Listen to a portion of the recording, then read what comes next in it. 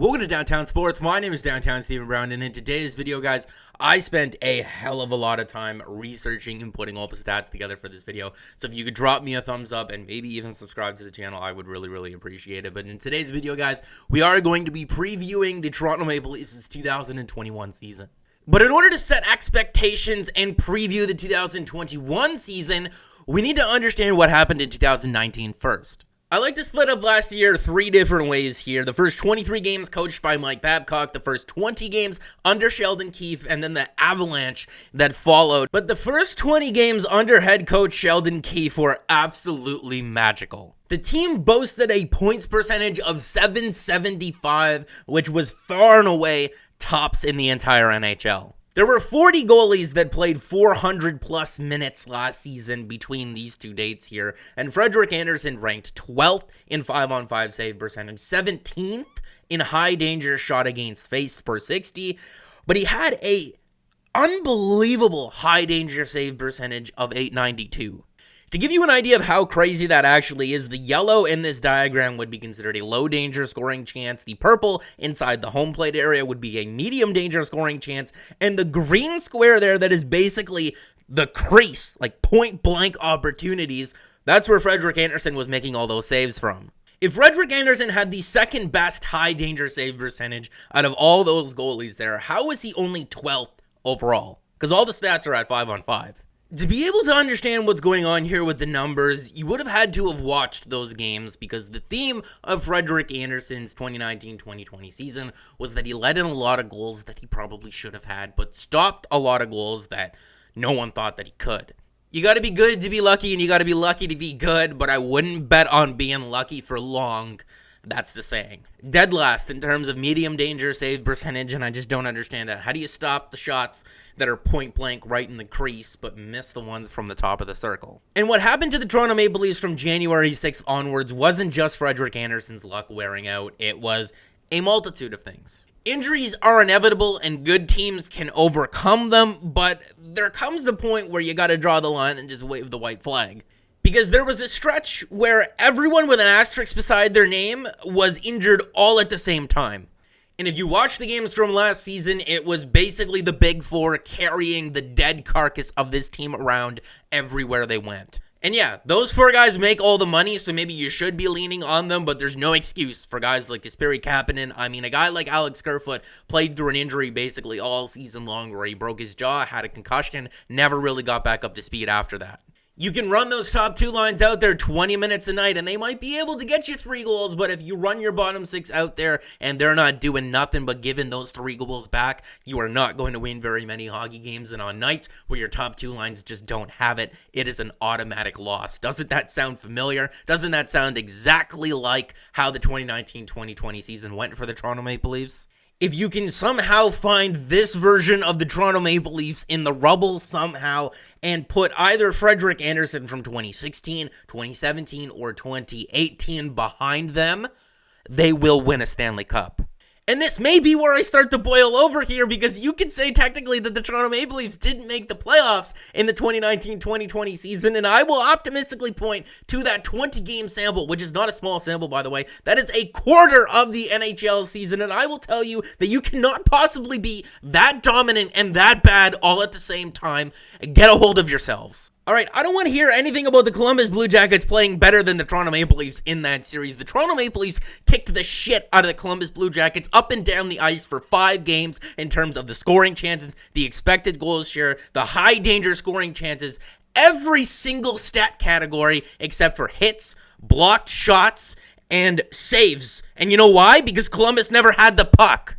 Joonas Korpisalo had the 7th highest single playoff save percentage since the 04-05 lockout against 2 amazingly talented offensive teams in the Toronto Maple Leafs and the Tampa Bay Lightning. And you know what? Everyone in the hockey world finally realized that Toronto Maple Leafs fans weren't just crying wolf when Joonas Korpisalo, whatever the hell Joonas Korpisalo is, when they played the Tampa Bay Lightning, and the rest of the hockey world went, oh, okay, this guy's on something, but we're not going to give Leaf fans any sort of credit or recognize that what they were saying was true because we don't like them. No, I'm not still angry. Why do you ask? Only the Toronto media can look at something like this and say, is this John Tavares having bad leadership? I'm not saying the Leafs were perfect, but at least appreciate the gravity of the situation and what actually happened. So now that we understand what the hell actually happened last season, Money Puck has the Toronto Maple Leafs with the third highest odds out of anyone to advance to the second round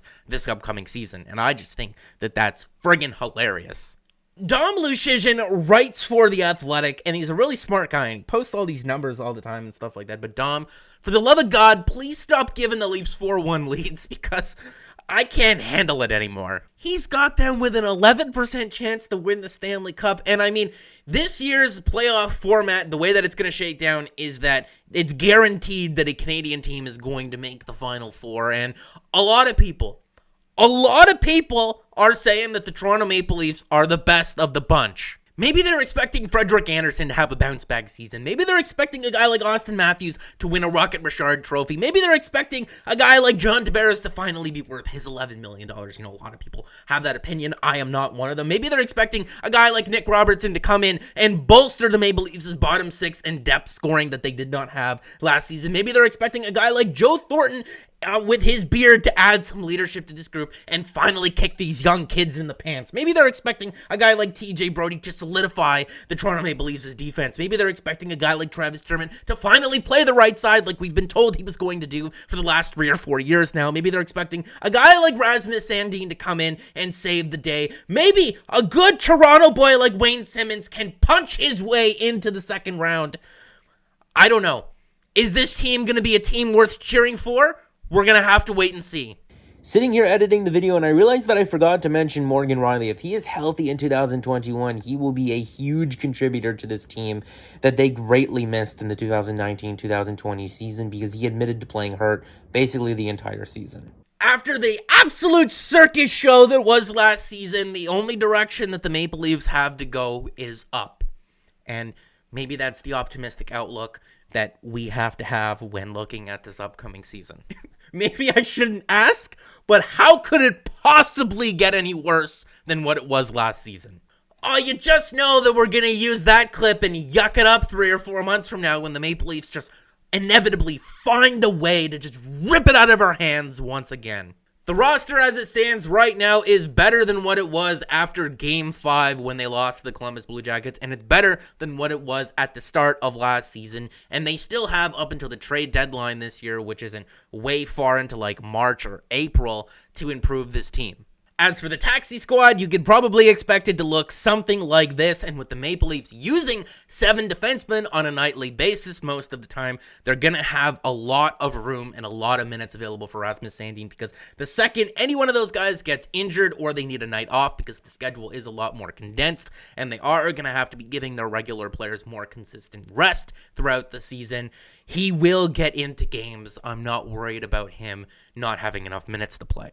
I'm part of a very small circle of people that really care about the Toronto Maple Leafs' third goalie situation, because if the Maple Leafs intend on keeping Aaron Dell guaranteed all season long, they're going to have to put him on the roster to start the season. And I don't think I'm too crazy for worrying about it, because the last couple of times that the Maple Leafs have tried to sneak a goalie through waivers, i.e. Curtis McElhinney and Calvin Pickard, they've gotten claimed. And if you're wondering who the 4th string goalie is, it's Michael Hutchison. If you're just finding out that the Maple Leafs re-signed him, trust me, I'm just as surprised as you are, not because I didn't know that they signed him, but because I didn't know that they signed him to a 2-year deal. And I hope that if it got to the point where Michael Hutchison was going to be the one playing games in goal for the Maple Leafs, I hope that they just wouldn't put us through that. I hope that they would just make a trade like they did with Jack Campbell last year. But I do find it a little bit funny that Michael Hutchison couldn't win a game for Mike Babcock this season when he was head coach of the team, but he found a way to win 2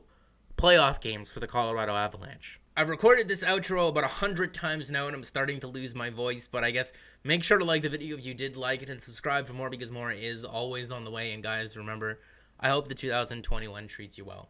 Thank you.